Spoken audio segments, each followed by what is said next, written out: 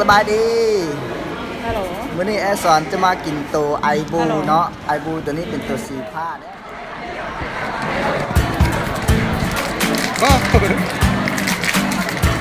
มาชมไอบูเนาะลดน้ำหนัก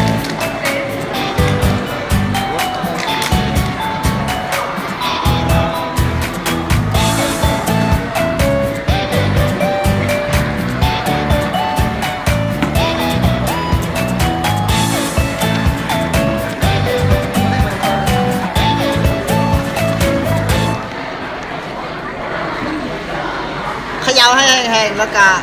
ให้มันละลาย